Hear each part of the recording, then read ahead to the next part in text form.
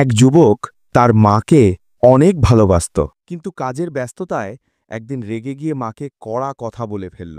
মা কিছু বললেন না, শুধু চোখের পানি চেপে রাখলেন। সেই রাতেই যুবক ঘুমোতে গেল। স্বপ্নে দেখল সে অন্ধকার গভীর এক জঙ্গলে আটকে গেছে। চারদিকে ভয়, জন্তুর শব্দ। হঠাৎ দূরে একটি আলো দেখা গেল। আর একটু কাছে যেতেই দেখল তার মা দু হাতে আলো নিয়ে দাঁড়িয়ে আছেন। মা বললেন, বাবা, দুনিয়ায় তুমি যত ভুলই করো, আমি তোমার আলো হয়ে থাকব, কিন্তু আমার চোখের পানি যেন আল্লাহর কাছে তোমার বিরুদ্ধে সাক্ষী না হয়। ভয়ে যুবক ঘুম ভেঙে উঠে দৌড়ে মায়ের ঘরে গেল। মায়ের হাত ধরে কান্নায় ভেসে বলল, আম্মা, আমাকে মাফ করে দিন। মা তার মাথায় হাত বুলিয়ে বললেন, যে সন্তান কাঁদতে জানে সে কখনো পথ হারায় না। গল্পের শিক্ষা কি? মায়ের দোয়া মানুষের জীবনের সবচেয়ে বড় আলো।